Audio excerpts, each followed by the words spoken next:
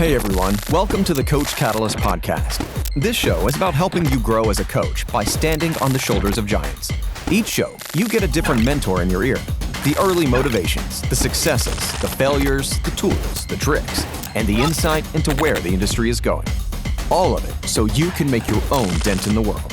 Remember, success leaves clues. Now, without further ado, on to the show. Hello and welcome to Season 2 of the Coach Catalyst podcast. I'm your host, Trevor Whitwer. On today's episode, I have the pleasure of speaking with Aram of 4 Weeks to the Beach. Now, Aram is one of my favorite people in the fitness industry. He's a no-nonsense, no filter type of guy, and that's who I like to hang around with. Now, Aram has built 4 Weeks to the Beach, which is also his Instagram handle. So if you're an online coach, you're definitely going to want to model and study what Aram is doing. He's built his business entirely off of Instagram, and he provides a ton of value there. And from that value, he's able to get clients. We talk all about it in this episode. But he's also done something else.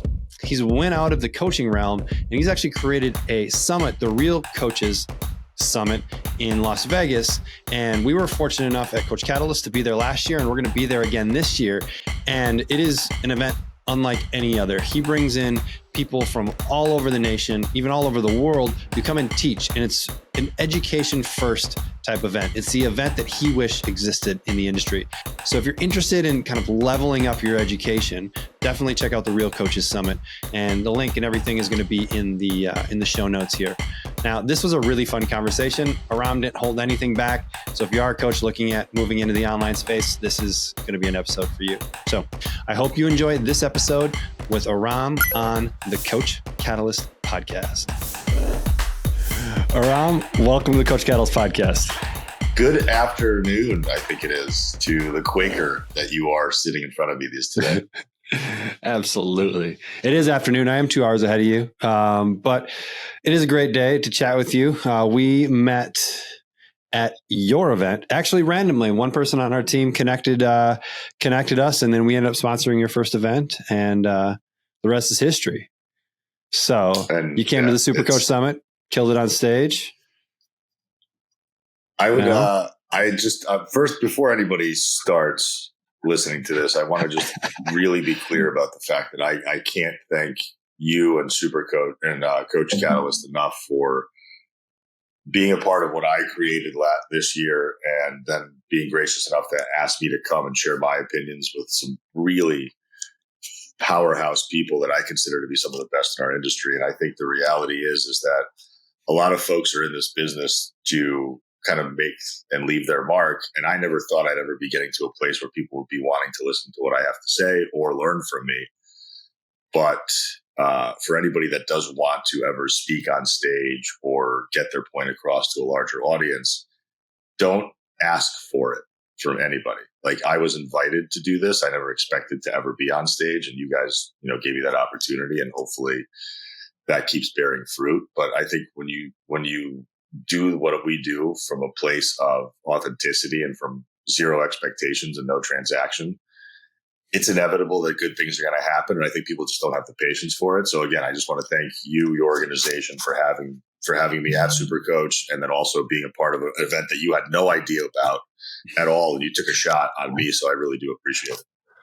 And it was a phenomenal event, and I'm excited for this year's event as well. And we'll definitely get into that as we go along. But I mean, one thing that you said, right? Like, our industry is very interesting, is a nice way to put it. And very, very kind. Very kind. And so, like, it takes like a lot. Like, you can't just show up in the industry and expect to get to certain places. Like, I've been in the industry for like 15 years, right? You've been in the industry for probably that long, if not longer, right? Sure. And so, like, you just have to kind of pay your dues to an extent and find out where you can provide value and where you can give, and eventually things start to come around. And so, like, it's just, I think the word that you used was patience, and I think that's ultimately what comes out. It's like a lot of things in life, right? But if you enjoyed the ride, like, patience is okay. So, all right, man, if you were at a cocktail party and someone asked you to introduce yourself and what you do, how do you answer that question? So I tell people I'm a nutrition coach and an online personal trainer, because that's exactly what I am. Sometimes I'll get asked if I'm a life coach, and I talk about the fact that we do have lifestyle considerations, but I'm not really a life coach per se. I think that starts to go down towards the road of like mindset and, maybe psychology. Now I have to use some of those tactics, but very simply, I am a nutrition coach and I'm an online personal trainer. And that's where I kind of leave that conversation. And how long have you been in the online world? Formally since 2019. Okay. Well, I guess like the presence itself was created in late 2019. And I would say I was fully remote by the middle of 2021. So was that a conscious decision, or did COVID kind of push that decision along, or were you kind of moving in that direction and then just like COVID happened to happen? Well, I got certified through NCI 2019. That was kind of my first entry into like nutrition coaching, because I've been an in-person personal trainer for about a decade prior to that. And I just realized two things. I couldn't grow because I was limited to the amount of hours I had. Right. And then I moved from Connecticut to California in 2021. So obviously I couldn't keep my in-person business. So I had to either rebuild it here in person, which was not going to be the same marketplace at all. Or I had to kind of adapt to the environment and do more stuff online. So basically all the efforts I would have kind of exhibited in person, I just started throwing all that effort and energy into creating content and being as helpful as I could be online. So I just spent all day just delivering stuff online. So were you able to preserve some of your client base from being in Connecticut, and then now you were kind of having to start from scratch? No, it was crazy. I'll be forthright with your audience. I was probably at one point at the height of everything, because 2020 was probably my best year fiscally. I was probably doing anywhere between 5 to 7 sessions a day at $120 an hour, 7 days a week. So, I mean, you do the quick math on that. And remember, most of that was cash because I wasn't really taking credit cards and stuff like that because I was doing all in-person stuff. So money was good, and I loved what I did.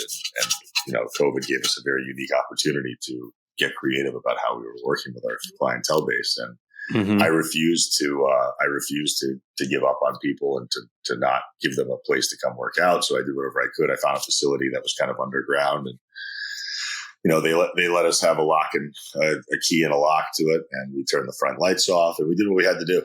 And I wasn't about to sit there and conform to all the rules, because I knew that health and wellness was also part of how people were going to get through this thing. And it was crazy. But then moving here from Connecticut to California, it was like, oh shit, now what? Like, I can't charge $120 an hour. I don't know anybody here. I have no network. I don't have any clout, nothing. And I had to literally start as a 38-year-old man. I had to start from scratch all over again. And I've had to do that multiple times in my life.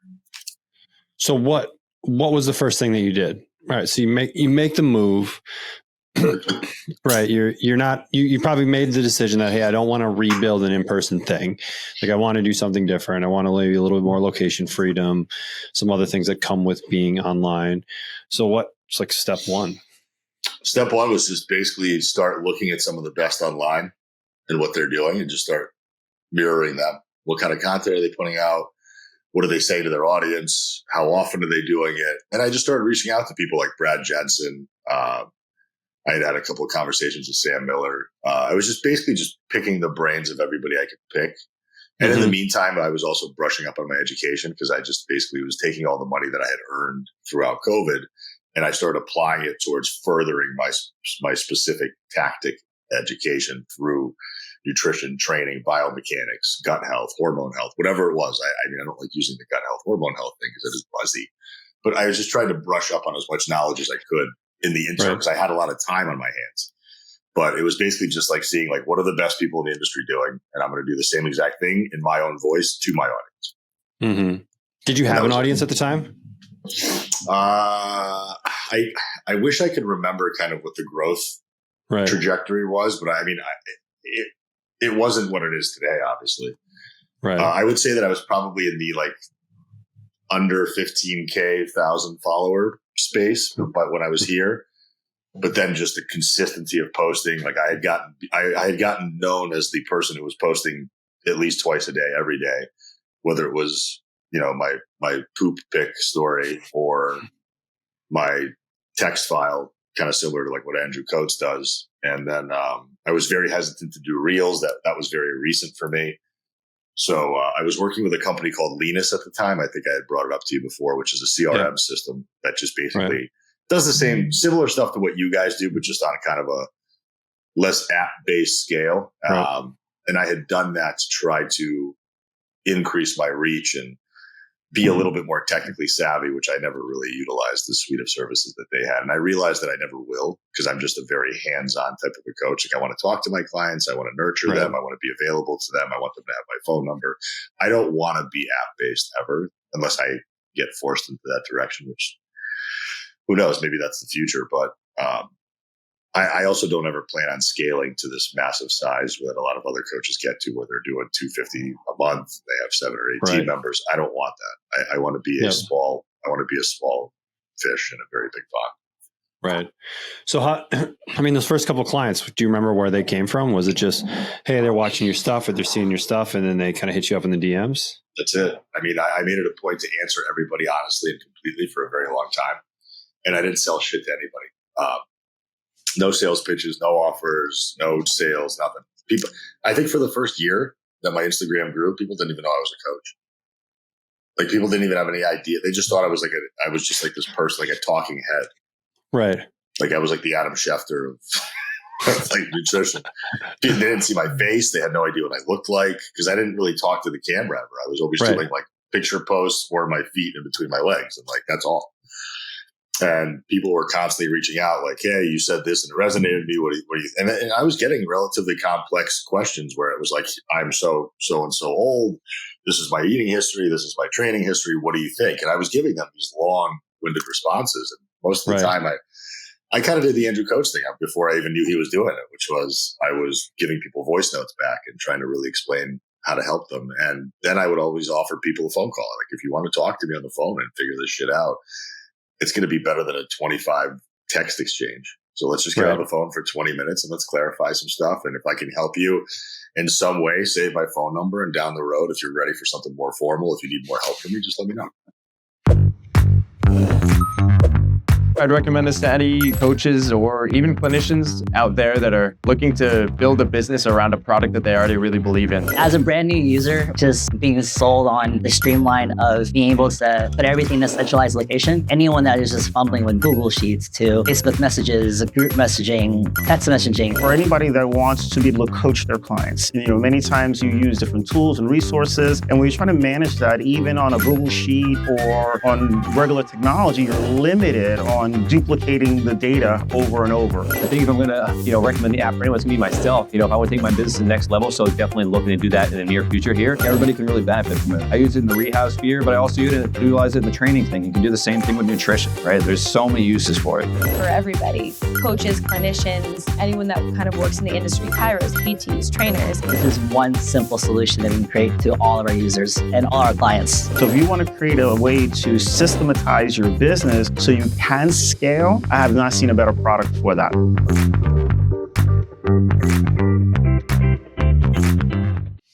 And so, what were you living off of at this point? Were you bartending, or were you doing other things to help supplement income? Because you're not exactly living in the cheapest place on earth. Like, you may be one of the most expensive.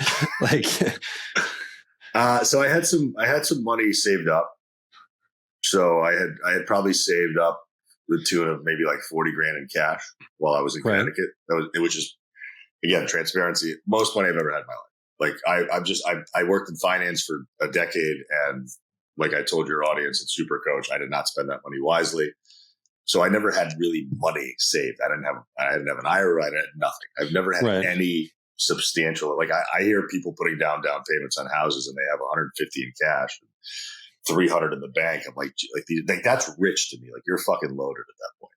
Mm-hmm. And I've always lived in a very like back up against the wall. If I need to go make money, I'll figure something out on the street. That's just the kind of the scrapper that I've always been. And I bounced for a little while for, $200 to $400 a weekend here in California, here in Pacific Beach.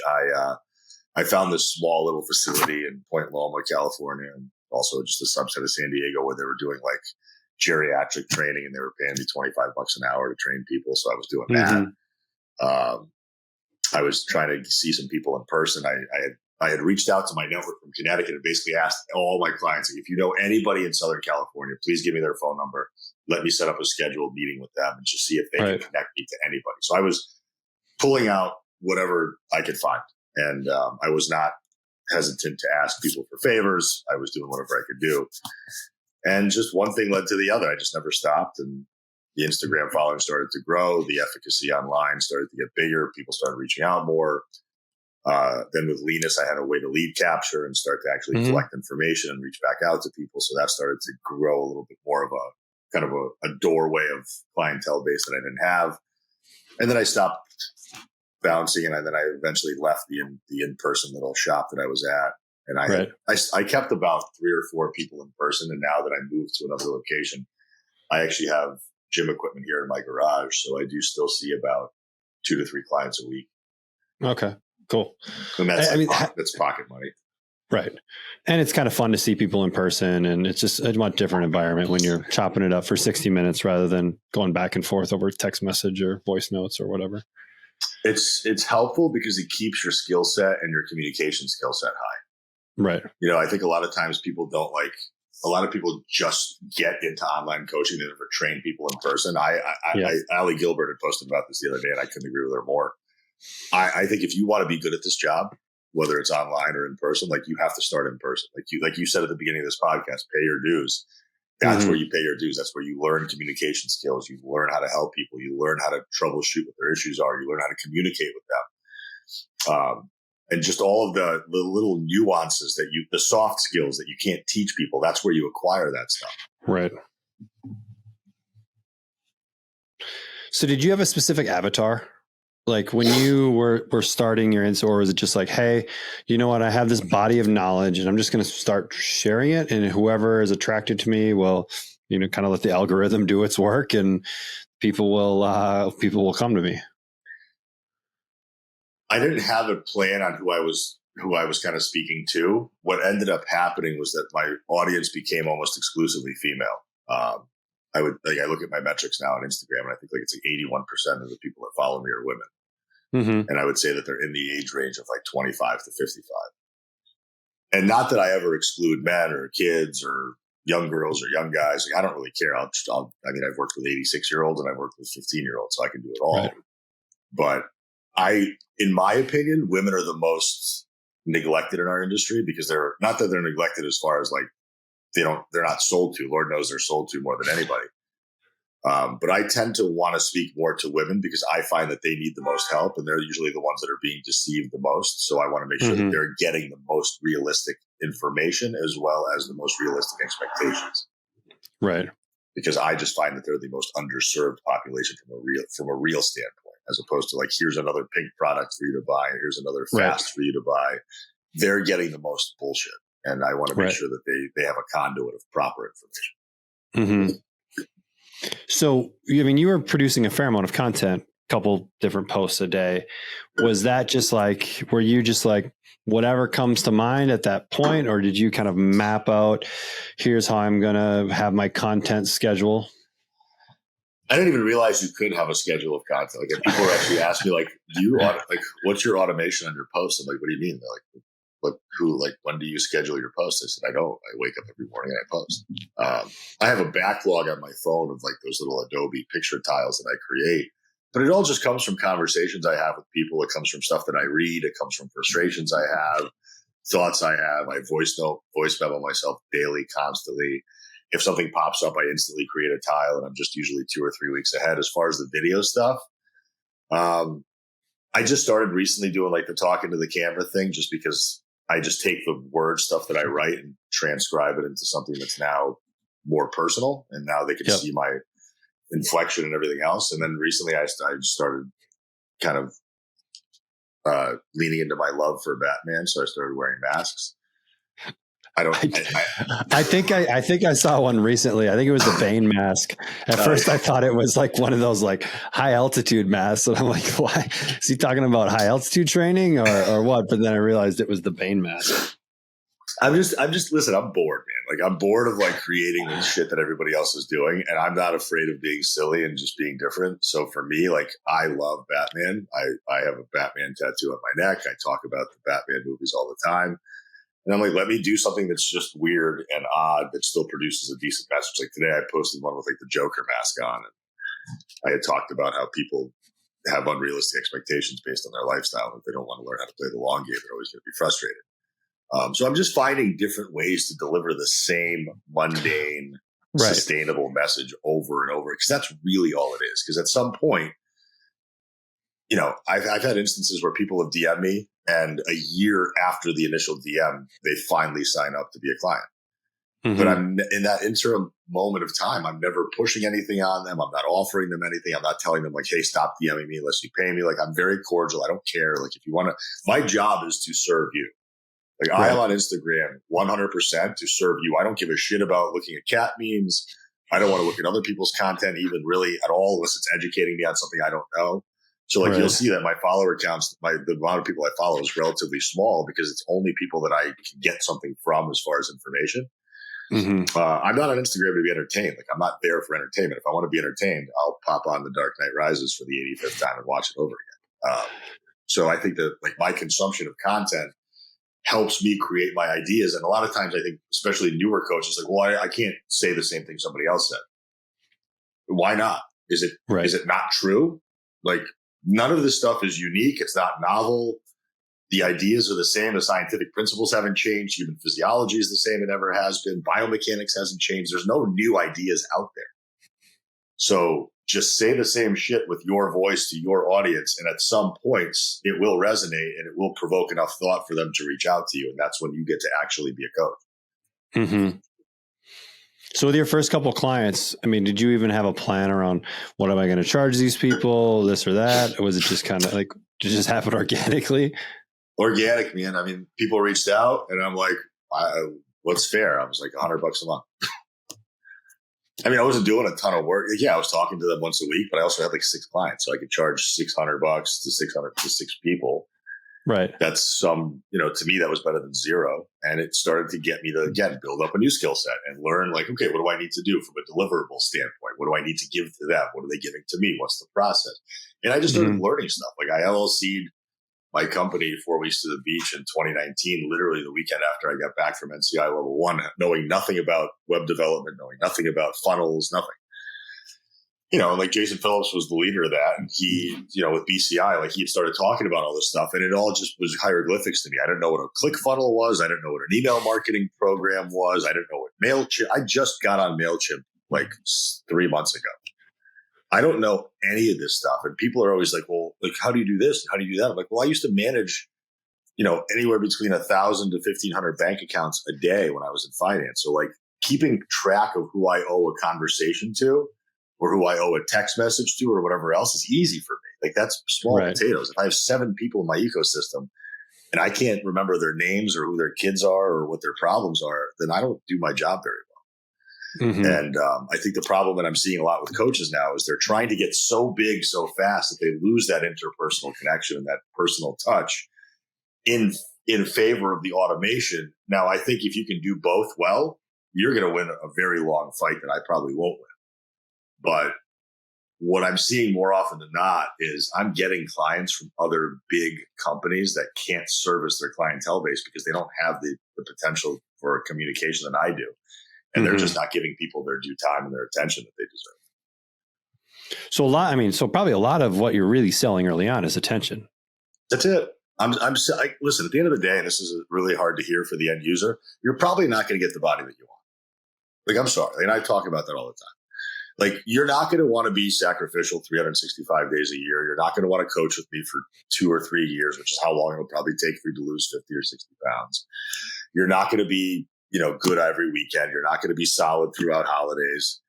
That's just human psychology. I've observed this now for 15 years. And as much as I want to give people the benefit of the doubt, I've just seen such a subset of the population that doesn't do well with this unless it becomes embedded into their lifestyle, which is 2 out of 10 people at best. Right. So as long as I'm available for them to support them, to hold their hand, to be a conduit for quality information, to be there when they have their shitty days, I'm delivering a service that they have no problem paying for. Mm-hmm. They don't really care about the result, because at the end of the day, the result they understand is completely on their actions. And if they can't act consistently, then they're very well aware that they're not going to get the body that they want, which is fine. But as long as we can go through these different phases of life together, and they have somebody who's willing to listen to them, which most coaches don't spend that kind of time with people. They don't even know what's going on in their clients' lives. They don't know. Like, I had a client who 4 weeks into a program, her father died, and we were on the phone every other day for 3 weeks. Like, I hear about coaches who don't even fucking text message people back for a day and a half or two. Mm-hmm. Like, if I have a client who sends me a text message, short of being in a training session, asleep, or on a podcast, I'm responding within seconds. Seconds. Like, I'm not saying minutes are going by. I'm saying, like, you text me, this thing is an extension of my hand, and I'm holding up a cell phone for the people that can't see it. So if you can't get back to people, it's because you don't give a fuck. I'm sorry. Like, if you're an online coach, you're not that busy. I have 65 people that I work with every single day, and I do it all by myself, and I can respond to messages in seconds. And if you can't do that, then you haven't figured out your shit yet. I'm sorry. Well, it's one of those just really basic. I don't even want to call it a skill, because it's not really a skill. It's just like a thing that you do in the coaching process is communicate with the people that you are coaching. So you mentioned really something interesting about, like, the majority of people aren't actually probably going to get the results that they ultimately want, right? Was that ever really challenging for you as a coach to kind of like almost, because as coaches early on, we kind of take pride in our clients' results and our ability to help them improve. And it's not until you're in the game long enough that you can kind of separate yourself a little bit from that client, because they have to ultimately do the work. You can only kind of show them the path. But was that something that you maybe struggled with early on? Yeah, it took me about a year really to get out of that, like, why can't I help you thing. Just beating my head up against the wall, taking every ounce of responsibility for myself. I know, granted, like, my skill set as a coach has gotten remarkably better since it was 2 years ago. And a lot of the dogmatic ideas that I had, I've recently let go of, and I've kind of adopted a different way of thinking. Just holding people to a higher, better standard, not being as soft on them as I used to be. Because I think I come off as a very hard-nosed, very in-your-face type of a coach. But when it comes to nurturing and being empathetic to people, like, I'm probably one of the best out there, and I'm not afraid to say it, because I really, truly, I've helped people resolve eating disorders with zero psychological background formally. And I've done better jobs than RDs and food psychologists have, just because I'm available to them. That's all it is. This is what the marketplace is missing, is that these psychological issues and these decision-making problems that our clients are facing are happening in real time. And if you're giving them a 24 or 48-hour response window, you're not capturing that real-time problem. So if Mrs. Jones is standing in front of the cupboard and it's 9 o'clock at night and she's about to house the entire container of peanut butter because she's depressed and miserable because her and her husband got into a fight and her kids couldn't get to bed on time, you have to be available for her at that moment. So if you're out to eat, or if you're at the gym, or if you're out with friends or whatever it is, and you're not responding to her, that's one more loss on her belt that loses confidence for herself. Mm-hmm. And now she doesn't believe in the process anymore. Now she doesn't believe in herself anymore. Now she's going to say, well, every time I'm stressed out, this is my response. And I didn't have anybody to lean on in that moment. Where if you keep that door open for communication and say, hey, if you're ever having a problem, I don't give a shit what time of day it is, send me a message and let's talk about it. And then you fulfill that promise. Holy shit, do these people start getting some steam under their belt? You know what I mean? They start getting some real confidence built up, and they start feeling supported, because they're not getting support anywhere else. Their families don't want them. Not that their families don't want them to succeed, but their families aren't supporting them in their journey.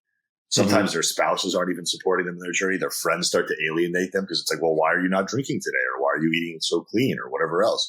So they're getting no support, and they're hiring you not just for information, but they're hiring you to be that beacon of light for them when they need it. And so many coaches are missing that mark. And that's where I think the problem in our industry collectively is going. My favorite thing about Coach Catalyst. My favorite thing about Coach Catalyst. One of the things I love most about Coach Catalyst. There are lots of things I love about Coach Catalyst. And the reason why I love Coach Catalyst is that the accountability off the back of that is simplicity. The support is amazing. It allows me to give so much of me to my clients. It's the drip feeding of content. I can schedule lessons for my clients in advance. Game changer for freeing up time. It gives me my time back. It's so simple and so easy. Hi, I'm Kane, the founder of Coach Catalyst, the #1 accountability and communication software on the market today.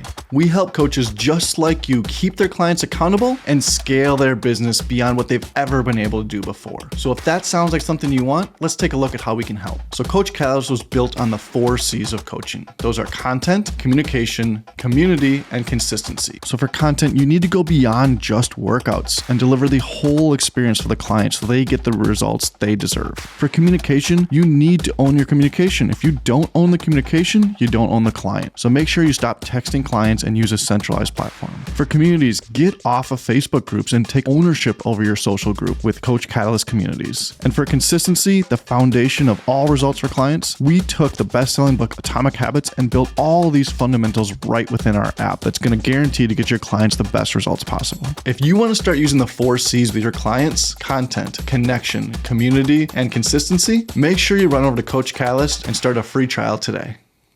So, I mean, playing devil's advocate then, how do you balance, and maybe there isn't a balance, but like, how do you not make that make you go insane, right? Let's say you are a coach, but you have a family, you have kids, you have other responsibilities, and not maybe neglecting certain things in your personal life in order to fulfill obligations in your professional life. And like, is there a balance? Is there a way to be able to kind of have success in both areas? And I mean, you're around enough people in this industry, and you've probably seen other people being successful with it. So how do you see it from your perspective? Setting a standard is really the first thing that you do. Setting a standard with your clients on what they can expect from you as a coach during the time of their coaching process is first and foremost the #1 conversation that needs to be had before anything gets talked about as far as results or coaching or payments, whatever. Like, establish the standard immediately. And whatever that standard is to you as a coach, whether like, don't contact me at this time, or I'm only going to be available between these hours, or this is what you're supposed to give to me, and if you don't, then I can't get back to you. So make all that stuff crystal clear to yourself, to them, and then to yourself, and then just honor that. Now, the reality about balance is we're not curing cancer. We don't need to be on call. We are on call 24/7, but it's not like we're putting out like nutritional fires. Like, most of the stuff that our clients are coming to us with are not like life or death situations. They just need to vent because they have nobody else to vent to. So if it takes you 13 minutes to have a text exchange with somebody in between you cooking dinner or in between you sitting on the couch watching TV, why wouldn't you take that time to do it? And if it cuts into your family time, then you have to understand that you signed up for this. Like, you signed up to be an available online coach. And if your clients can't access you, then what's the point? Mm-hmm. So there may not be balance, it may, but it's not like you're sitting there like, if I don't make this trade, the financial market collapses. So like, if you don't get back to them in 15 minutes versus 12 minutes, is it going to make a difference? No. Right. But at least understand that, like, your clients, unfortunately, are your priority. And if something happens in your life where you can't be as attentive to them, then you have to be able to communicate that to them and say, hey, I'm either going to be away from my office or away from my phone for this amount of hours on this amount of days, and this is what the expectation is. Or I'm getting overloaded with too many requests and I'm trying to grow my business. So the people that need my help are going to get more of my attention, and the people that don't need as much of my help are going to be a little bit more hands off. And having different options as far as interaction or different program options as far as pricing and stuff like that needs to be set up in your business so that you have different tiers of options to give to people, so that, like, let's say, for example, somebody needs that one-on-one attention. Well, cool. They have to pay a bit of a higher ticket price. And then the expectation is they're going to get a lot more of you. And then that's what you deliver. If people can be a bit more hands off, maybe you have a second tier that's a bit lower price point. And now the expectation is not as much communication, not as much hand holding. And that's the option. And then there's also kind of like the DIY self-guided model, which is here's your education, here's your curriculum, you get no support whatsoever, and this is a very low price point, open to anybody, and then if you want, you can graduate into other tiers of service. So I didn't have that for a very long time. I'm always going to be a one-on-one coach, and I have two options right now, which is basically just group or one-on-one. But I'm giving people probably more attention in my group, which is supposed to be more hands-off, than most one-on-one coaches out there giving their one-on-one clients.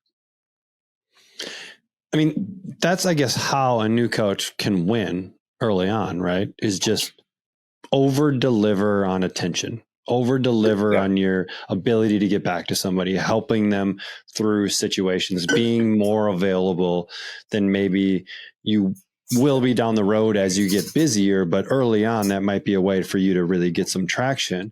And the other thing on that too, that you mentioned is like things change, right? Like your coaching process changes. And if you communicate that effectively to the clients and kind of explain what's going on, like they're humans too, and they understand. And so I think if expectations are really clear, that makes the process a whole lot easier because the client understands what's going on, because they're going to come into this situation with certain expectations, right? Whether it was working with other coaches or whether it was working with offline trainers or whatever, they're going to come in with their own set of expectations. And if you don't kind of set the groundwork for how to get the most out of working with you, they're just going to assume those expectations apply in this situation as well. And when you don't know the expectations, you can't exactly live up to really much of any of it. And ask a bunch of questions. Like, ask your clients what they need from you.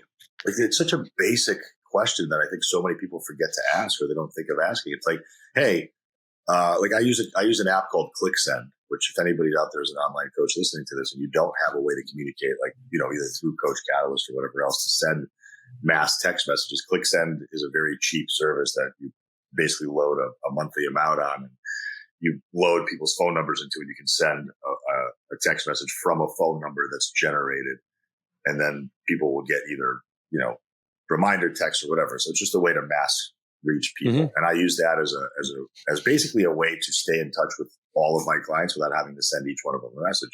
But then I also know which ones are having problems. I know whose dad died. I know who's having a shit week. I know who's going away for the weekend. I know who's maybe struggled last week and is going to be coming back from vacation and needs to get their shit together, hit the ground running. So maybe those are the people that I'm giving a little bit more TLC to. And then everybody's going to have their rock star clients who, check in or not, just crushing it. You just give them a plan and they're just rocking and rolling. But that's a tiny percentage of the people that you're working with. You probably have a majority of people that need a bit more hand-holding, a bit more TLC. And if it means just having a notebook next to your laptop and just kind of writing down little notes throughout the day and just doing little to-do check-off lists on a daily basis, like, hey, Mrs. Jones needed a text back today that I asked her how her son's doing from the surgery he had last week. Mr. Jones just came back from a business trip. Let's make sure he's set up with meal prep for the week. So if he needs, a link for a meal prep company, or if he needs some ideas on what to cook this week just to get himself going, or, Patty needed some help this week because she was sick all last week. So we want to make sure that she's going to hit the ground running. So just know these things about people and care. Like, you can't teach somebody to care. And I don't care what the price tag is, whether you charge $500 a month or $100 a month. You've signed up to be in an occupation that requires you to give a shit about somebody other than yourself, and then they are your responsibility. Like, I consider my job to be as important as anybody else in healthcare. And if I can't be there for them in their time of need, then I'm not delivering on what I promised I would deliver to them, and they're going to go elsewhere because there are plenty of options, and 9 out of 10 times those options are not good. Right. And I mean, the argument can be made that coaches are going to have way more influence on someone than really anyone on their healthcare team, mainly because of the touch points that you have with that person, right? If you're a personal trainer, you might probably be seeing the person twice a week, every week of the year. Like, that's over 100 touch points that you have, or 100 conversations that you can have, versus the one, maybe 2 a year that they have with their general practitioner. And so, like, you're spot on as far as probably being the most influential person potentially in their life, because they see you more than they probably see their friends, because they got an appointment to show up every week, sometimes twice a week, sometimes 3 times a week. And that responsibility shouldn't be taken lightly, because it's a massive influence on someone. It's a make or break. I mean, you are their Sherpa, you are their psychologist, you are their friend, you are their confidant. Sometimes you're filling the role of a spouse. I mean, it's, you put on whatever hat is necessary to help the person that needs the help. Good example. Today I had somebody, I use Acuity and I use Stripe and Squarespace as far as all the system integrations for my website. And I got an email today from Acuity saying so-and-so canceled their membership for group coaching. So I immediately texted her and I said, hey, is everything okay? She said, yeah, why? I said, it looks like you canceled coaching. I really hope that that's not the direction you're going in, because I think we were making some good headway. And after the conversation her and I had last week, I thought she was in a much better headspace to really kick some ass this next couple of weeks. Haven't gotten a response from her, still kind of waiting. But, it's not about losing the client or losing the money. It's more about letting them know, like, hey, if this is when you want to stop, or if this is when you quit this process, what is your alternative? Where are you going to? Are you going to go do this on your own? Cool. Do you have the skill sets? Do you have the confidence to navigate these waters on your own? And if so, awesome. That's where I hope to coach you into at some point. But if you're doing this because either you feel like you're not getting something out of it, okay, cool. How can I improve? If you're leaving because it's a money thing, what can you afford? Where can we meet in the middle? So just have. So we need to be perpetual solution givers. Like we are not allowed to see problems. Like in my eyes, unless it's terminal disease, there is no problem that we can't fix, that we can't address, that we can't find a way out of. And if you become a diagnostician in every category of life, that's what a coach is. A coach looks at the big picture and they're able to kind of drill down into the specifics of how do you get somebody out of the problem that they're in to start moving in the right direction on their own autonomously, so they have that awareness that they're doing it, and that's so that without us, they could still do it. I don't want to coach somebody into the place where, like, I get a lot of my clients, which is they have no idea how to walk into a gym on their own. They have no idea how to meal prep without like a meal prep guide. They have no idea how to wake up and go to sleep in the morning without somebody telling them what time to do it at. And I hate the fact that so many coaches have created this reliance on them, because they haven't given them any level of education or any level of autonomy. And they've stripped the client of that. And now the client has to keep coming back into a coaching process to get what they need out of life.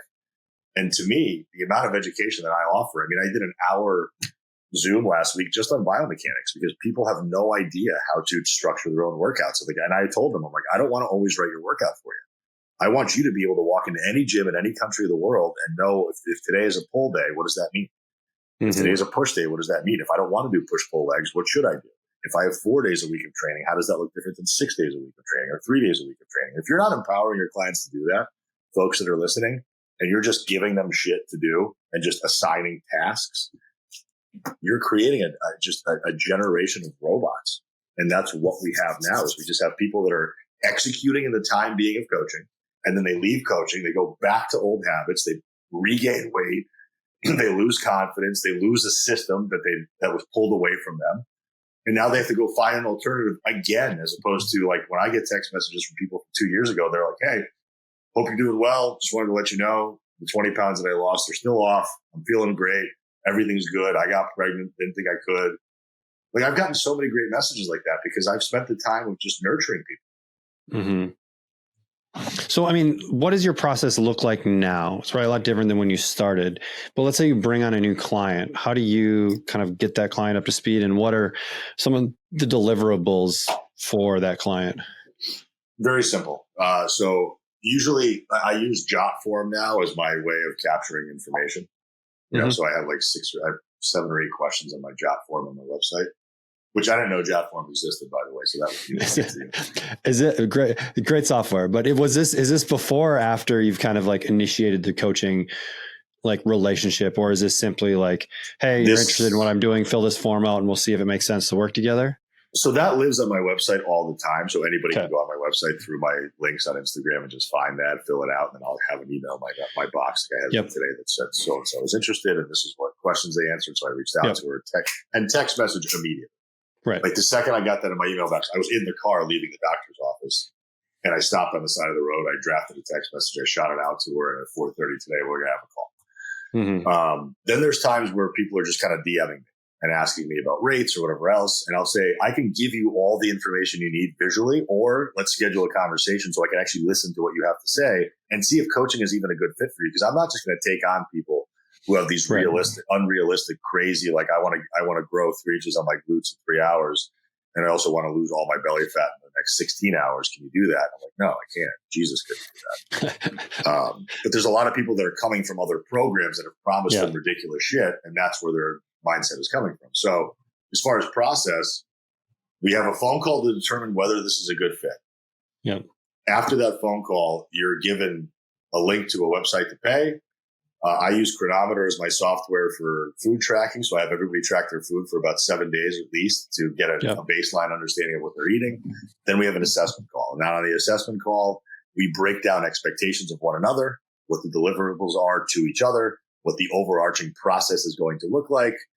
And then that's it. They get all their workouts that day that are sent to them via text message. They get an email with all their parameters on food, tips, tricks, check-in processes, Google Drive folders, whatever they need, whatever visual materials they need, they get that day in their email box, and that's day one of coaching. Is that kind of customized to each individual, like based upon what this person has told you? They get more or less of things, but are they pretty much everyone getting fitness workouts and then nutritional advice? Everybody's getting a training plan and a nutrition plan. Now, the nutrition is going to be a lot more specified because it's going to be literally like based on pounds, height, whatever, what they've logged, meet them in the middle, whatever. So that's going to be more customized. As far as training is concerned, I have most of my clients doing either an upper lower split or doing push pull legs. And maybe some of the movements will change per person depending on orthopedic injury or history of orthopedic injury. But 99 out of 100 times, they're all getting some version of the same workout. And then they're submitting videos to me for review. And that's where we start drilling into specifics. Like, why do you suck at this? Why is that good? Why is this easy? Why don't you feel that? And that's where the actual coaching starts. And that's where it gets really specific. But like, I'm not one of these people that's like, oh, like you can't get a cookie cutter program. Like all programs are cookie cutter programs. Like they just are. I'm sorry. Like you don't like Mrs. Jones, who hasn't been inside of a fucking gym in 3 years, doesn't need a specific 6 to 8 week training mesocycle block. She doesn't even know what her triceps are or what her quad does. And like you're trying to give her this like complicated, so individual split stance, B stance, this, like just get them to understand where the fuck their muscles are and how to use them. Right. And that's what I'm doing. Like I'm like cool. You gave them an amazing program. Do they actually know how to follow it? Do they know how to move their body properly? Do they have any mind muscle connection? Do they know what progressive overload means? Do they know what intensity means? Have you explained all this stuff to them? And have you reinforced that explanation on a weekly basis to remind them? Because they don't know. Like they just don't know. Like I have people that are in my program for 8-9 months, and I put out a quiz every month, and I quiz them with 10 questions on 5 on nutrition, 5 on training. And I'm still getting people that are getting 40, 50% right. And then I'm hammering them. I'm like, hey, like so-and-so, like, how the fuck did you get this question wrong? You've been with me for 9 months. Have you not heard me say that if you put weight in your heel and you drive your hips back, you're going to be more glute dominant than quad dominant? Oh yeah, I forgot. Because this is not shit that people are paying attention to. This is not intuitive information for them. So I think that people are trying to reinvent the wheel in so many different ways, and they're promising all of this customization and individualization. Do that stuff on the phone calls. Customize and individualize when you have opportunities to communicate. They don't need the best fucking plan in the world. They don't need to have their macros adjusted on an hourly basis. They just need a place to start and a system to work within. And then they need you to reinforce that. That's where coaching is coaching. As a coach that runs challenges, I needed my life back. I had stuff all over the place. A Facebook group for community interaction, Google Sheets for check-ins and measurements, and was drowning in email communication. As my challenges grew past just a handful of people, I started to notice clients were falling through the cracks. I began researching virtual assistants because I just couldn't manage it all. And truthfully, the client experience was going down the drain. Luckily, a friend recommended Coach Catalyst and just told me to trust her. I'm sure glad I did. Now I can run my challenges with 2 or 200 clients with just a few clicks. The lessons get delivered on the right days, the accountability happens automatically, and most importantly, the communication is all in one spot. I even created 2 new challenges from the Coach Catalyst library. Best part, didn't have to change a thing. I used to spend 15 minutes just trying to log into all the apps I needed. Now I log in and my dashboard tells me who needs a shout out and who needs a kick in the butt in about 15 seconds. I feel like a huge weight is lifted off my shoulders. I can finally spend my time coaching again instead of worrying about all the admin work. Do your brain a favor and get Coach Catalyst. So, I mean, there's two things here. One, you've been an online coach, you've been an offline coach. Like, you're a personal trainer for 10 years, right? The better part of a decade. And one thing about working with someone in person is you can make adjustments kind of right on the fly. We're seeing something, we're giving feedback, we're seeing if it changes the movement, and either it does or it doesn't. And if it doesn't, we're giving different feedback. And there's this, it's a real time process in helping someone improve. The online world, like, you just don't have that accessibility unless you have a camera on someone in the gym and you're screaming at them through a megaphone. So how do you, is it just like, hey, this may take a little bit longer, it's going to be a little bit more asynchronous, or like, do you do it as part of your calls? Like, how do you try and augment that aspect from a fitness standpoint? As far as giving them feedback for, and really trying to improve movement patterns and like that kind of stuff. Listen, a lot of people are very uncomfortable taking videos of themselves in the gym, myself included. I remember, like, when I hired my coach, Jace, who you met at my event, I hired him back in March, and he's like, bro, we got to get videos of you training. And I did. For the first 3 months, I was sending him videos. I was bringing a tripod to the gym. I was that guy. Some people won't go the length of putting a tripod in their gym bag and going to the gym and filming good workouts. So what do? I tell them, like, if you have a water bottle, stand it up, lean your phone up against it. I just need to see some semblance of movement. Is it going to be as good as if I was there putting my fingers on your lats or putting my hands underneath your feet? No, of course not. But you can't afford a personal trainer on a 3-day-a-week basis. But you do have coaching. So lean into the coaching process, which is, hey, submit videos to me for review. Give me the last set of all your work. Give me the last working set of each movement that you're doing. And once you stop getting the AOK, like, if you're getting an AOK feedback on it, don't send it anymore. We're good. If you know how to intensify it, just keep going with it. But I'm reviewing anywhere between 70 to 100 videos on a daily basis. So I'm literally getting text messages through WhatsApp, through IG, through my regular iPhone, and they're just sending me a video of their last set of each movement. And I'm going through it. I'm just combing it and saying, okay, intensity was there, form was off, or form was there, but intensity was off, or body mechanics need to change. And I'm asking them questions. Where do you feel it? How does that feel? Does it hurt? Is there any pain? Anyway, like, I'm just drilling down, and all the same questions I would ask if they were in person. Mm-hmm. But the process takes that much longer. Yes, but because it's not in person. Unfortunately, there's nothing we can do about that. Right. Now, I promise all my clients, if you send, like, let's say, like, today, like, I'll give you a great real-time example. Yeah. Being in California, I'm 3 hours behind the East Coast. So, like, if somebody trains at 5 a.m. in Virginia and they send me videos at 5:45, I'm not going to get back to them until 5:45 my time. So now 3 hours has gone by. Yeah. Now, is that person going to necessarily remember where they felt their lat pull down and what part of their lat? No, probably not. But if I send them a picture with a circle of where they should be feeling it, they can kind of associate to that a little bit. Right. And then next time I say, hey, next time you're in the gym during the day, like, let's say you train in the afternoon, send me the video as soon as you're done with it. Let me critique it immediately in real time. And then we'll make adjustments to it in real time if needed. And a lot of my clients do have that opportunity, and they take advantage of it. So I'm getting back to people like this, and then they're able to make adjustments. Maybe they do an extra set of that exercise, of that movement, to see the adjustment kick into play. And if it makes sense to them, and now they're actually getting the actual result from it, from that modification. Or they're taking notes, they're starring messages, they're sending themselves voice notes, whatever they have to do, and then they're getting back to it. But then I'm reinforcing training mechanics on a weekly basis, because it's the biggest area of opportunity that I see. Most people know how to eat well. They just don't, because they don't feel like it.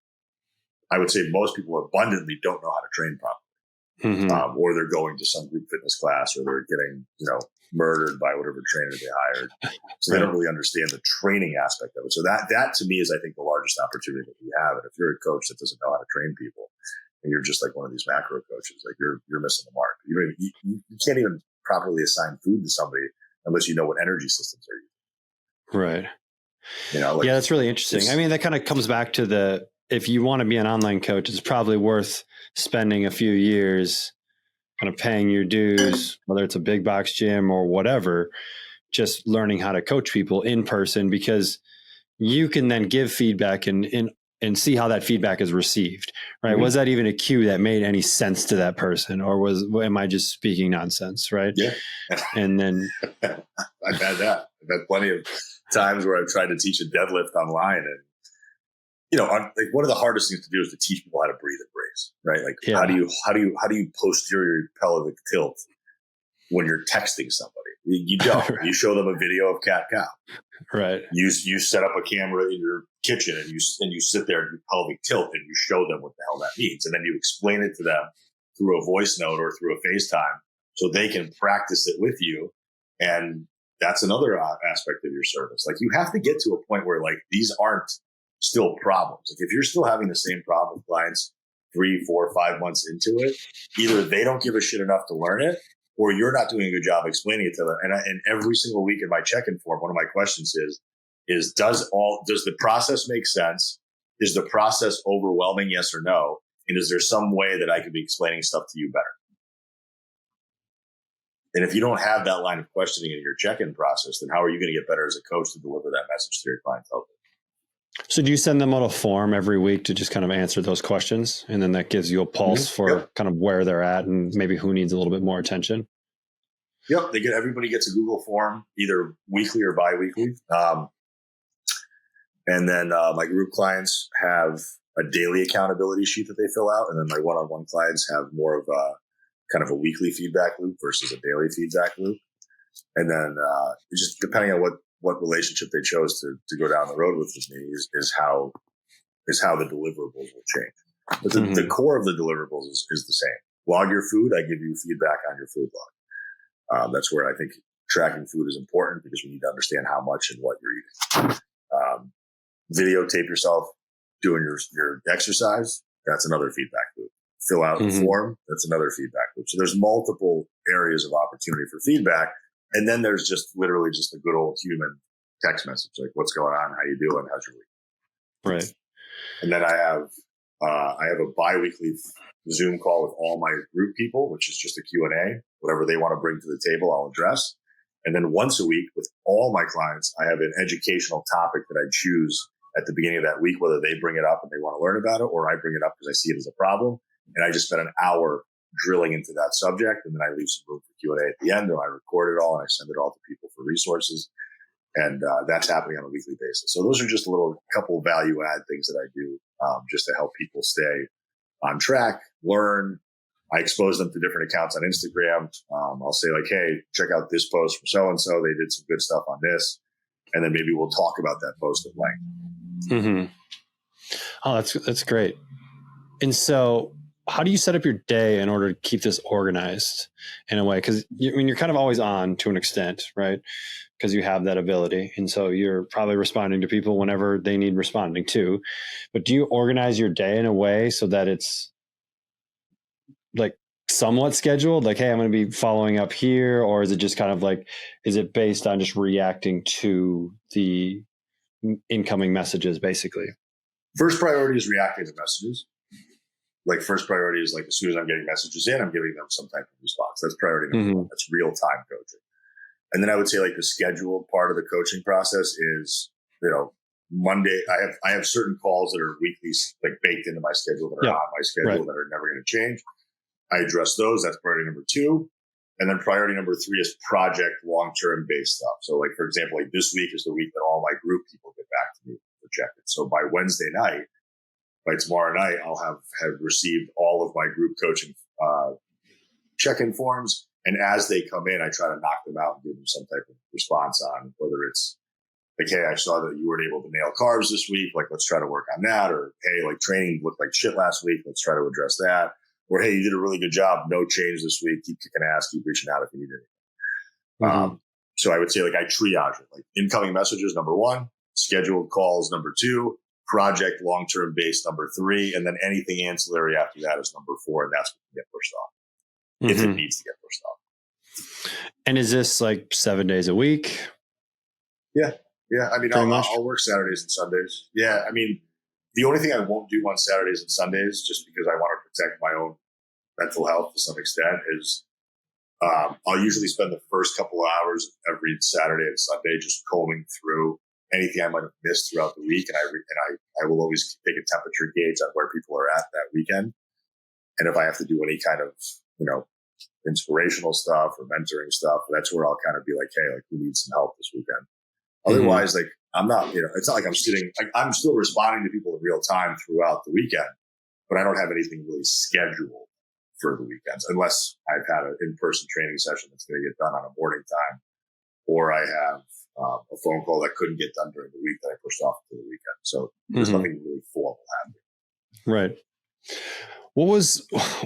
So now that you've been doing the online thing for a good bit, right? Was there anything that originally you thought was going to be involved in the online process, but you realized was not actually what I thought it was going to be, or completely different than what I thought it was going to be? Because I think a lot of people think about an online world as like a utopia to an extent, right? Like you're kind of sold the laptop lifestyle.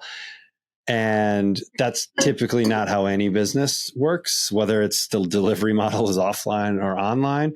So was there anything unique that you kind of remember being like, shit, I thought this was going to be different? I would say that the thing that I never really understood, like how long it was actually going to take, was just the dryness of the day to day, like the dryness of the check-in process. And unfortunately, it is just dry, right? Like some people are very, very good about like filling out the answers to the questions in a very realistic and very complete way, where it's like you really get a lot of information. And that helps feed the feedback loop better, because now it's like I get more information from you. I can respond with much more emphasis on specifics.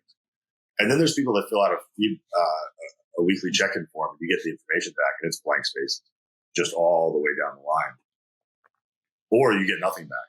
And then you have to remember or keep track of like who's not responding and why are they chronically not responding?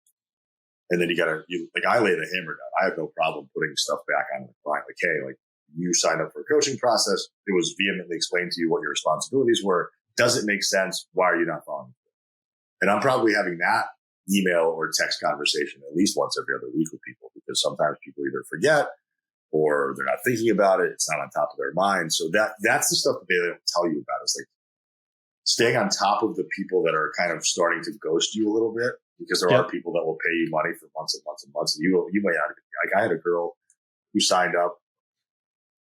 I think I reached out to her twice a week for 6 months with zero response.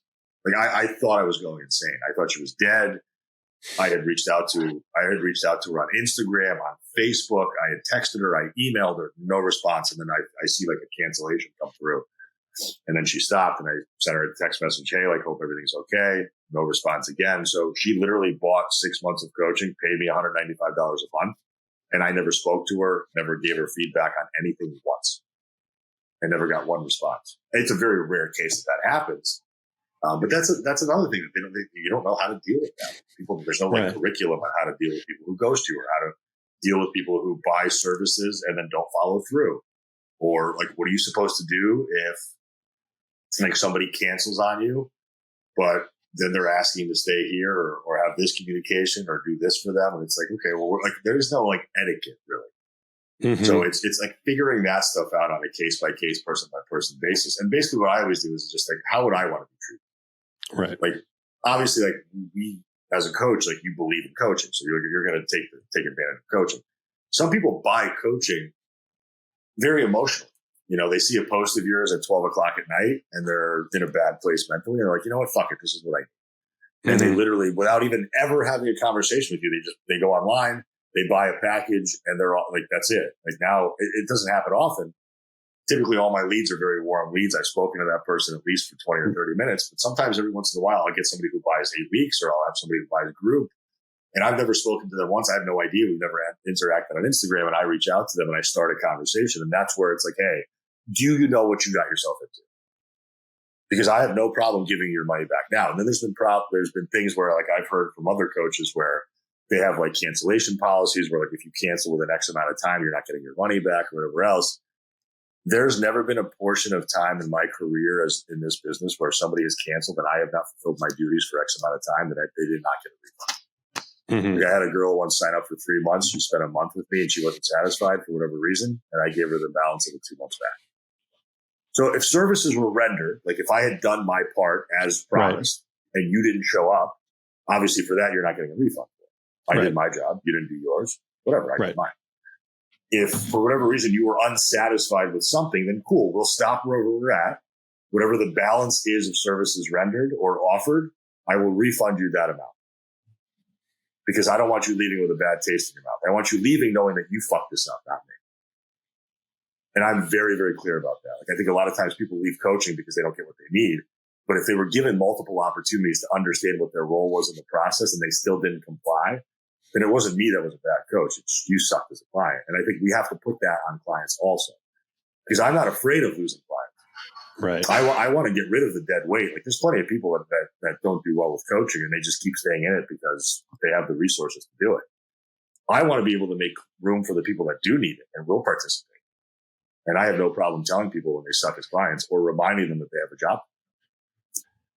And do you think that's because you're now in a place where maybe business is a little bit more stable? I think that can be a lot harder for like that brand new coach that has 3 clients and like you're trying to just make it work. And I think it's a lot harder to maybe kind of quote unquote lay the hammer down with those type of people. And so is it just kind of an evolved thing that you get to a point where you have that capacity to do that?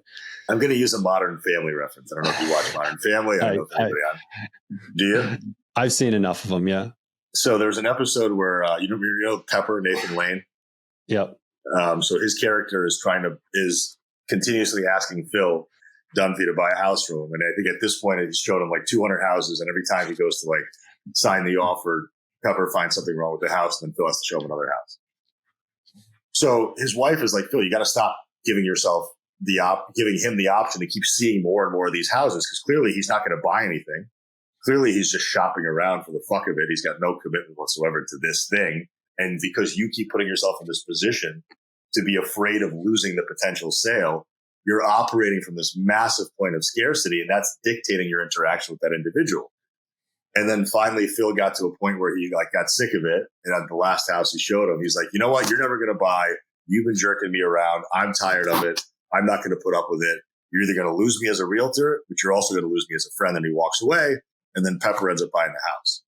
So I don't care if you have 150 clients or if you have 5, but if somebody is wasting their time and your time on the services that you're offering, and you are delivering on those services, then sometimes it's actually better and more effective for your mental headspace and your business to make that communication very clear with that individual, give them an opportunity to remedy their action and to remedy their participation in the coaching process. And if they're still not able to do it, then you get rid of them. And you get rid of them in a very, very, very cordial, nice way. Like, hey, this didn't work out for XYZ reason.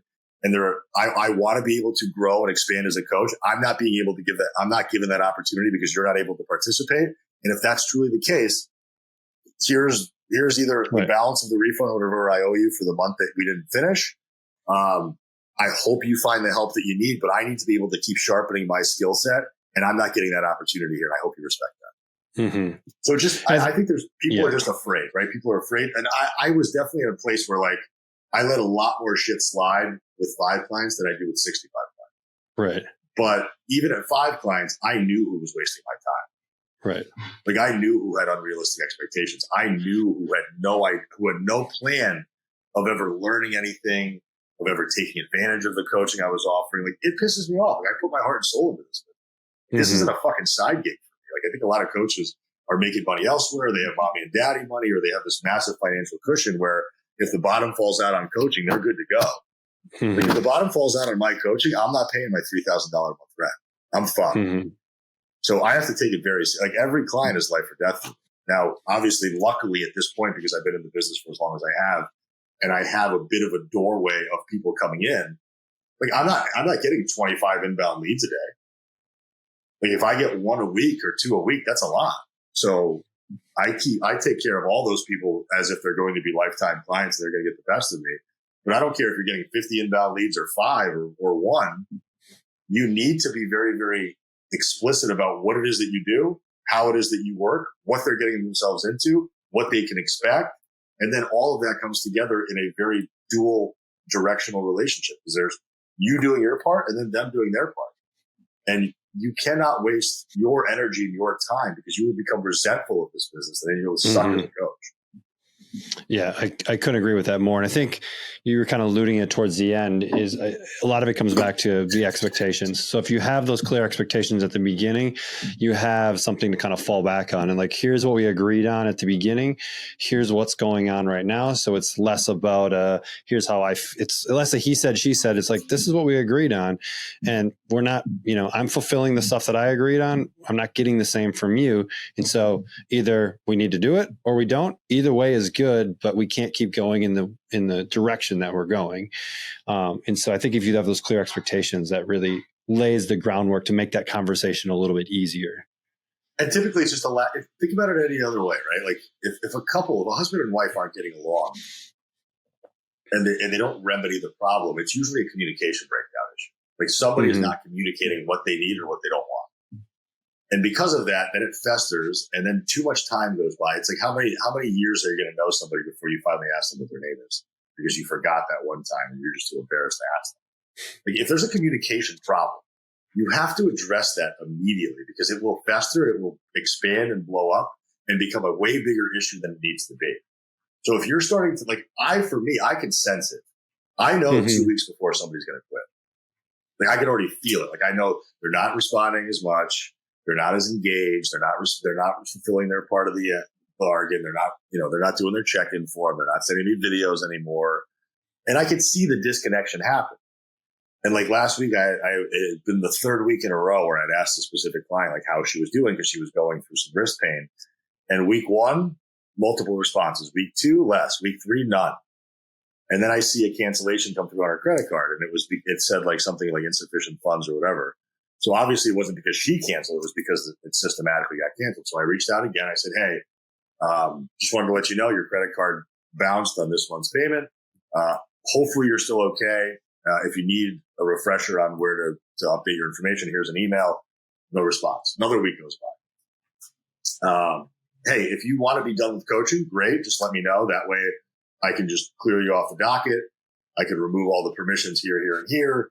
If you need any help from me on how to exit out of this coaching process, I'm happy to set up a call with you, whatever it is, but let me know if you're planning on continuing or not.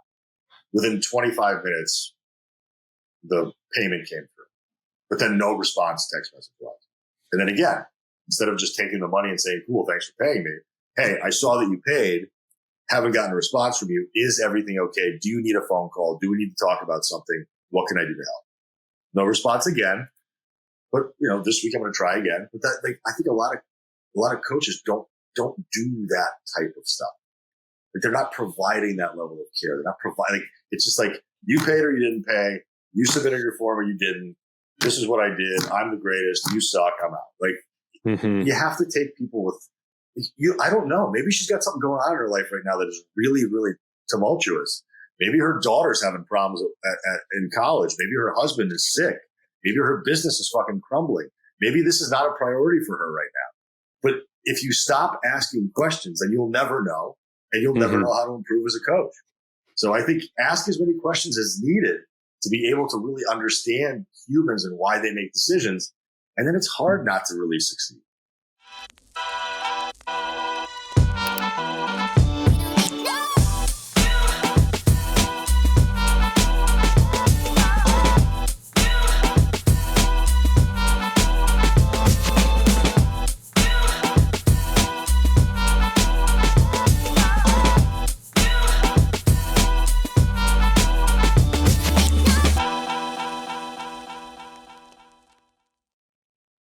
Well, I think you hit the nail on the head with like the level of care, right? And listening to you and listening to your story, you're like, why has Aram been successful in creating this new venture out of virtually nothing, right? Was the level of care, the level of attention.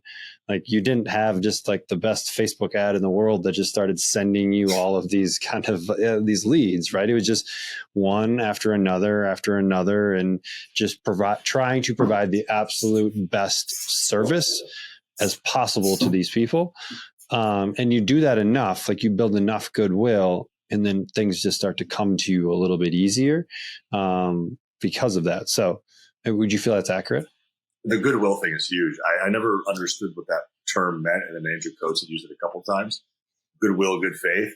That's really what, to me, online growth and building a reputation of being a helpful individual, that's really all it is. You give 100 times before you ask. You know what I mean? Like I'm comfortable enough now asking certain professionals in the industry for a favor or for help. Mm-hmm. I'm not afraid of asking for monetary coaching help. Like if somebody keeps asking me questions online and then never pays me, I gently bring it up to them and say, hey, like I've helped you 1,000 different times now. You know, I'm a coach. You know that I'm not a rich coach. I don't make a ton of money, but any money that I get in the door helps me pay my bills, helps me run my event, helps me pay for my lifestyle. Like you have to understand that I have no problem giving to you, but at some point you have to understand that like this is time that I'm taking to nurture you and your problems. And I'm happy to help, but also understand that I'm running a business that if you want help, I'm happy to give it to you. And I do it at a very reasonable price. So let me at least tell you what I do and how I do it. So whereas I used to not like selling people, I don't mind talking to them about the offers that I do have now. Because before I used to be, I think you've known me long enough at this point to know that I don't like selling. I don't like marketing. I don't like talking about this stuff because it almost feels car salesy to me. Mm-hmm. But now at the point that I'm at in my career, I'm not afraid of telling people that I need money because my lifestyle is fucking expensive. Like like you said, living in Southern California is not cheap. Going to 4 or 5 conferences a year to expand my knowledge base and my network isn't cheap. Hotel rooms aren't cheap. Flights aren't cheap. That's what you're funding by paying for I'm not going out and buying fucking stupid cars or shoes that I'm posting on Instagram that I'm sitting on top of. Like I'm taking all that money that you're paying me through my coaching and I'm reinvesting it back into being a better professional and actually also changing our industry for the better. So that if you leave me, you don't get some dumb fuck coach that's going to screw you up. You're getting a better professional. So that's where my money goes. And I'm not afraid of telling people that anymore. Whereas before I used to be very hesitant. Right. Well, that's a nice segue into kind of another reason why you were successful is you really took the education process serious and utilized the time during COVID to be able to, hey, I need to go deeper on this stuff and kind of bring my skills up in this area. And education obviously is still a really important piece of your journey, but you kind of saw that there was maybe a hole in the market or maybe coaches weren't being served in a level that like you feel like they should be. And so the Real Coaches Summit, the first event was last year. And it's one thing if you don't sell services to coaches. And so it's not like you running an event is a way to generate leads and generate interest in what you're doing from a coaching standpoint. It was literally just like, hey, the industry needs this. And so no one else is doing it. So I'm just going to do it. Yeah. I've been to enough events that I was really hopeful about. And I guess I still have this very like romantic vision of our industry where I'm going to walk into an event one day and I'm going to hear somebody say something that was just novel to me. Like I never thought of it that way, or I didn't think that was a possibility because I always thought that calories drove hypertrophy and it wasn't muscle protein synthesis, or I thought that you had to reverse diet everybody as opposed to no, some people are just fat and they don't need to eat more. Like I'm still waiting for that like Raiders of the Lost Ark, like holy grail piece of information.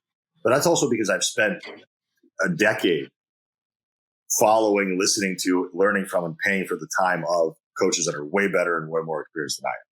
So if whether it was certification based or whether it was informal, like I would DM certain people and just say, hey, to get on a Zoom call with you and to pick your brain, how much would that cost? And I still do that to this day. If there's something I don't understand or there's something I want to learn deeper about, and I know that person's the industry leader in it, I will DM them. Hopefully I've built up enough goodwill so that they will respond to me. Because sometimes, people that have 60, 70, 100,000 followers don't respond. But if they see that I'm genuinely interested in learning from them and paying them for their time and not just asking them for shit, then maybe they'll do it.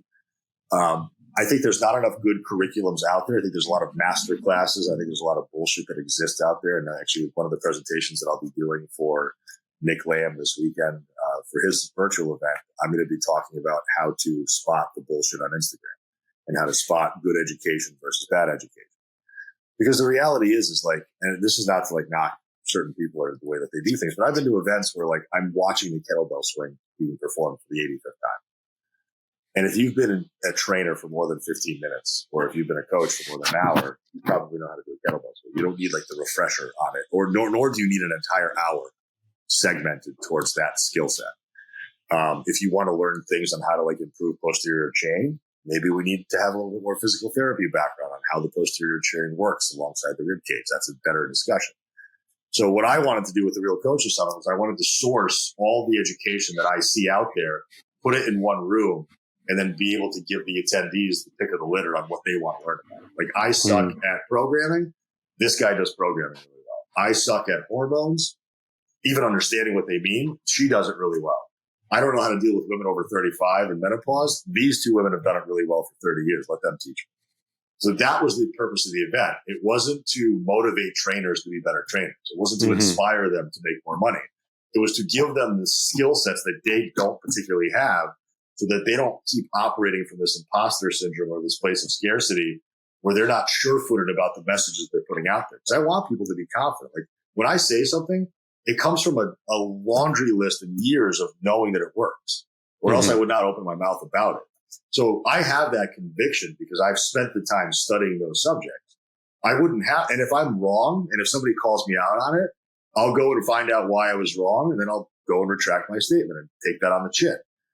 But again, the reality is there's a lot of certifications that are being thrown out. In a weekend, you become a coach, or in a weekend, you become a trainer. And now you're working with people, and you may not have the time now to educate yourself on nuance or stuff that you don't know. But if you go to these events live, two things happen. A, you're exposed to education that you may not have known existed. So that could mean master classes. That could mean mentorships. That could mean just being able to have another resource and another person to refer out to if you don't know what you're doing. The other part that I think is really beneficial about in-person events is that the people that you talk with within those rooms that are not actual presenters are also running businesses. And they've also had plights, and they've had problems, and they've started somewhere. And a lot of times you'll just look at somebody and talk to them and be like, hey, this is how you run your business. I run mine like this. Well, mine doesn't really do well for me, and yours seems to be working really well. Can I pick your brain? And those people are elated to be able to speak and spend time with you because they want to teach you, because it helps them solidify that they're doing something right. It validates them. So these are invaluable conversations that a lot of coaches who don't go to these things are not getting. Not to mention the fact that you're supporting the growth of our industry. You're supporting the educational growth of our industry. So it's more, hey, like we're actually producing professionals as opposed to influencers or talking heads. And that's why I created an event that was going to be education forward and very poor on sales, because I don't want to sell anybody anything. Plenty of that is going on. One unique thing about the event too that's worth bringing up is like you pretty much, once people get there, they're taken care of until they leave. And so a lot of events, you go for the talks, and then maybe you got to go, find a bite to eat down the road, or, there's not necessarily stuff in the evening that's planned. But I mean, you've kind of went above and beyond, where it's like lunches, dinners, everything is basically right there in the hotel. I've been to so many of these things where like you're dishing out, $200 to $500, $200 to $400 a night on hotel rooms. You're paying for your flight. Hopefully it's in a town that's easy to get to. And then you get there and it's like, yeah, they have like sponsors. So you're getting a Built Bar. You're getting a sugar-free Red Bull. You're getting some other fucking powder in your gift bag. But then you're going out to lunch on your own. You're going out to breakfast on your own. Half the time either it's not on site, or you're going to walk somewhere. I want it to be an experience to where you get there and you don't have to think about anything other than being there. Like what I've always missed at events is that it turns into a clicky thing, because like, maybe 4 or 5 people there. Now you're always going out to lunch and dinner with the same 4 or 5 people. Right. Whereas at the Real Coaches Summit in March, you get round tables. People were meeting everybody. They would sit at one table one day, they'd sit at another table the other day. The presenters were sitting at the tables with them. The food was top notch. And, I was trying to make sure it was as gluten free and dairy free and allergen friendly as possible. I just don't want you to have to think about that stuff. Like if you're there to learn and have some camaraderie and some networking, have all that stuff taken care of. Like let it be an actual experience, because you're taking time away from your family. You're taking time away from your clients and your business. It's a risk to some extent for some people, especially if they're new. It could be a very big financial nut for them to have to crack. And if you're not providing that level of service, to me, that's like, well, what are you really doing? You're just telling them the same shit that they've heard 1,000 times already. And then at the end, you're asking them to spend money, and you haven't given them even a fucking cup of coffee yet. And to me, I'd rather give you the shirt off my back and give you 3 meals a day and give you a bunch of booze and give you a bunch of fun, so that when you leave, even if you learn nothing, you at least had a good time. Like, at least you could say, hey, like, this was a fucking great time. Like, the talks were useless. I met nobody cool, but I went to Vegas. I had a good time, and I didn't waste money on something that I didn't get something out of. Worst case scenario. And plus, like, I like to party. Like, I don't like when I go to these events, I go there to see people that are, I don't have a lot of like-minded people around me here. Yeah. Like, people don't understand what the coaching world is. Our parents don't know what it is. Our friends don't know what it is that we do. So we get to go to places that are in relatively interesting areas, like Allie's. You know, yours was in Reston. I'd never been to Reston before.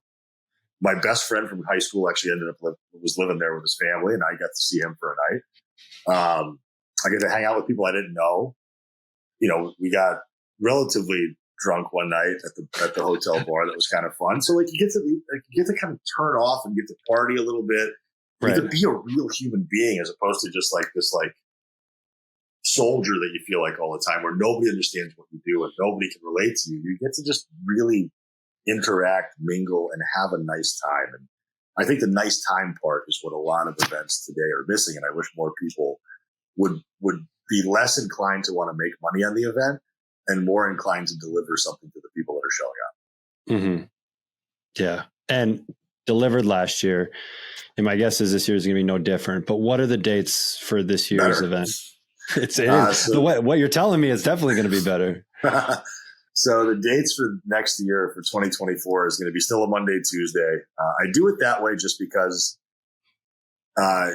Vegas on the weekends is just insane. So like, I'd rather just have it be during a Monday and a Tuesday. And then that way it's cheaper, usually cheaper to travel. Yep. It's a little bit cheaper to travel. The hotel rooms are always a lot cheaper. So I consider that as well. And you treat it as a work day. Like, for most people, if you're going to a conference on a Monday and a Tuesday, it's time away from your family, but you're probably going to be spending that time working anyway. So you don't really lose out. You tell your clients that, hey, I'm going to be gone for a couple of days. I may not be as attentive, but I'll still be able to answer you if you have questions. But hey, like, I'm going on this trip in order to become a better coach to serve you better. What client is not going to support their coach doing that? Mm-hmm. So I do it. It's going to be on March 11th and 12th of 2024. Last year we did breakfast, lunch, and a welcome dinner. This year we're going to do dinner every night also. So that way people don't have to go off and have dinner on their own. We can all do it together. And then this year the happy hour is going to be after the dinner. And I've actually hired 3 female comedians to come and entertain for the first hour. Then the second hour will just be partying and hanging out. I considered getting a DJ for this year, but I'm like, like, it's Vegas. If you want to go out, you can go out after 10 o'clock. But the schedule will basically be learn all day. You have your breakfast, your lunch. Dinner is going to be for an hour. Then happy hour is going to be for 2 hours, which an hour of that is going to be some really great stand-up comedy. And then you have another hour to mingle and hang out. And then that's how the schedule is going to run.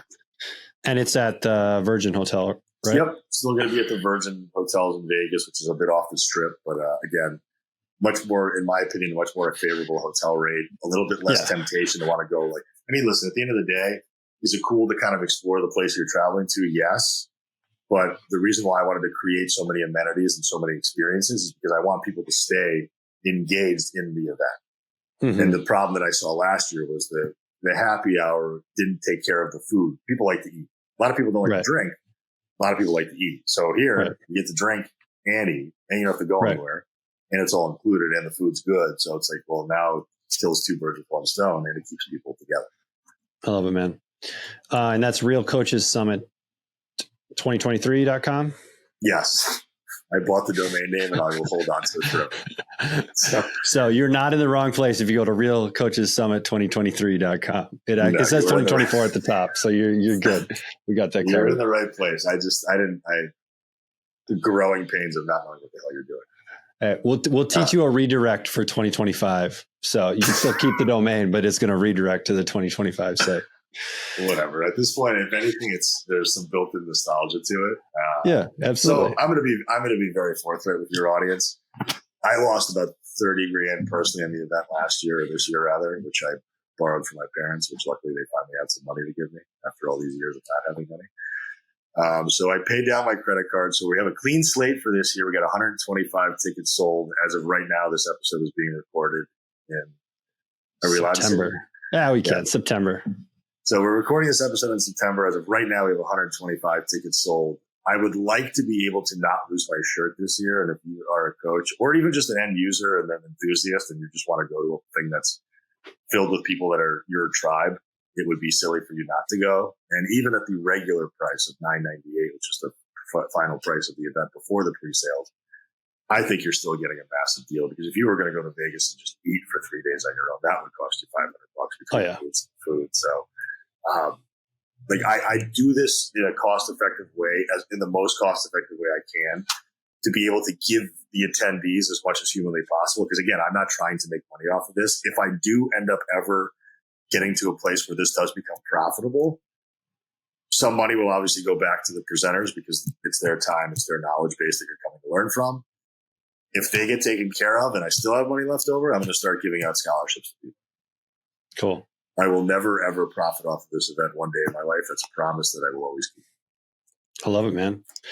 That's awesome. Well, I mean, I appreciate what you're doing for the industry and like really trying to level up the industry when there's a lot of our industry, which is kind of living in this no man's land. And so it just takes a swell of people to kind of come together and rise up. And I mean, you're bringing it together with this summit and with everything else that you're doing. So I really appreciate that. I'm trying, man. I appreciate it.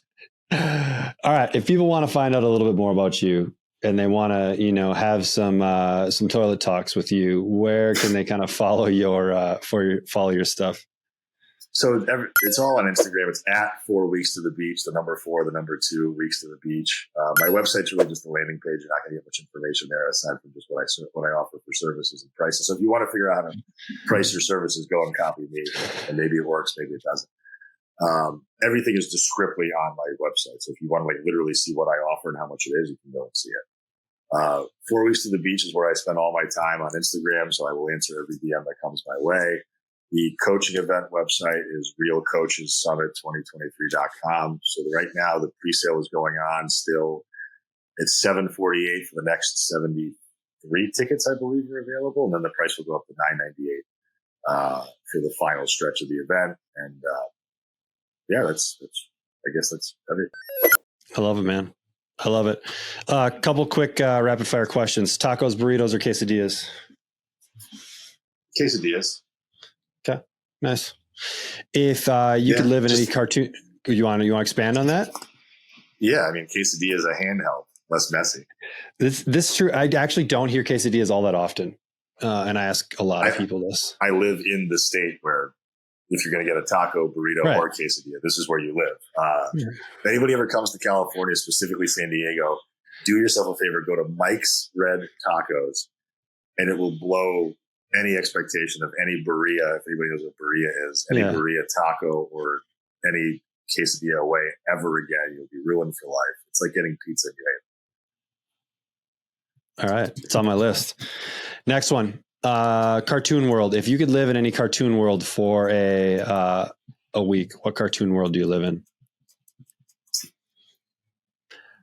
I mean, I'd have to kind of be in the world of Gotham back in. I would say this is an easy one, but I have to, because I want to see how maniacal the cartoonist Joker was. I love it. All right, last question. If you could have dinner, break bread with any person on the planet, past or present, who do you want to have a conversation with? Denzel Washington. Not even. Ooh, that's a good one. Not even.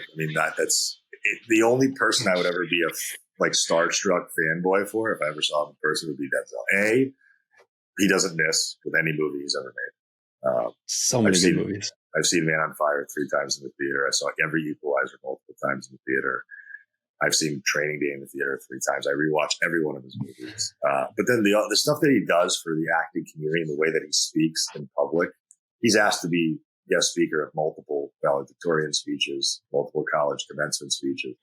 If you ever want to get like fired up, whether it's sales, getting off your ass that day to meal prep or train, listen to any one of his public speaking engagements for even 5 minutes. And you are going to realize like this guy is just a very authentic, driven human being. Just awesome. That is a really good one. You're the first person to ever say Denzel's. And now that you say it, I'm like, that is actually like a really, really good one. Yeah. I mean, he's a passionate, intense person. And I can resonate with that because he loves what he does, but he loves spreading what he does. Right. Like, I feel like if somebody was like, hey, you're never going to get paid for another Equalizer movie ever again, he'd still make them. Right. Like, that's the kind of guy. I feel like at this point, he doesn't give a shit about the money. He's just there because he loves the art and he loves delivering it to people in the masses. It's so evidently true. I love it. Awesome, man. Well, this has been a pleasure. I appreciate you hanging out with me and keep serving. Thank you, man. Thank you for the opportunity. And I'm excited to see you guys all in March. Hopefully even before that. Couple months away, man. We'll see you soon. Yeah. Thanks. Thanks so much for listening to another episode of the Coach Catalyst podcast. If you are a coach looking to do more for your clients than just workouts, give Coach Catalyst a test drive. Try it for 14 days. Jump on call with your personal strategy coach, Ashley, and see how easy technology can be, all for free. Tell them Trevor sent you. Until next time, keep changing lives.